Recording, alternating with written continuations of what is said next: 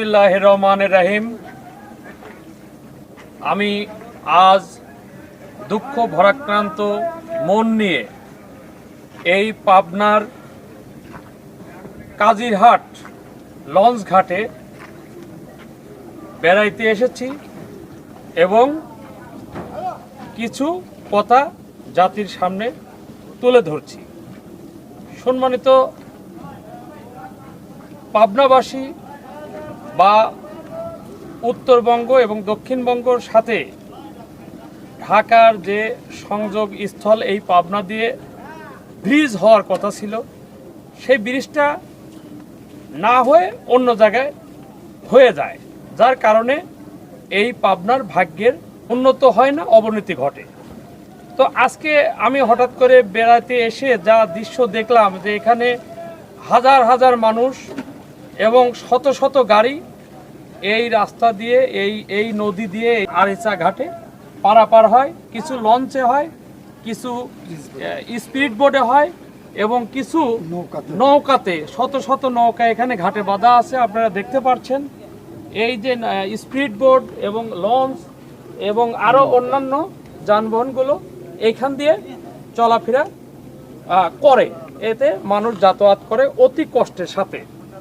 সম্মানিত উপস্থিতি, পাবনা সহ উত্তরবঙ্গের অনেক জেলা, দক্ষিণবঙ্গ সহ এই বৃষ্টি হলে এই এলাকার মানুষগুলো উপকার পাবে।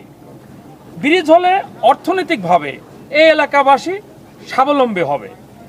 সরকার ইচ্ছা করলে square, Navana group, Beximco, Saha cement, scan cement company এবং প্রাণ যে কোম্পানি ছাড়াও ইটিসি আরও বহু শিল্প প্রতিষ্ঠান আছে, তাদের মাধ্যমে এই ব্রিজ সরকার ইচ্ছা করলে করতে পারে।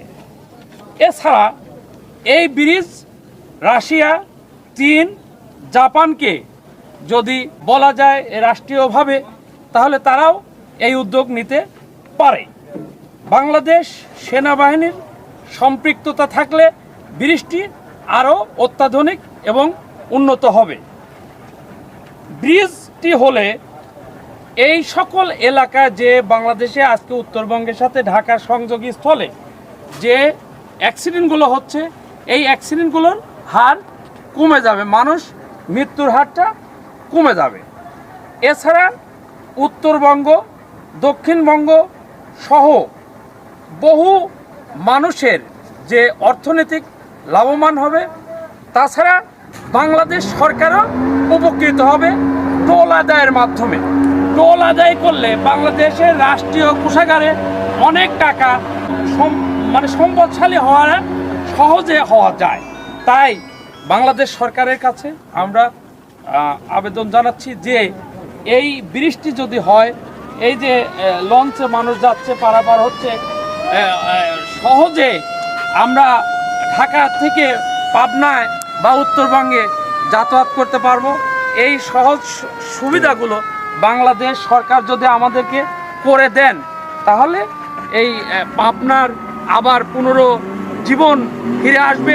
পাবনা কাজিরহাট টু পাটুরিয়া দৌলদিয়া ওয়াইপ্যাড ব্রিজের দাবি সরকারের কাছে জানিয়ে শেষ করছি। আসসালামু আলাইকুম রহমতুল্লাহ।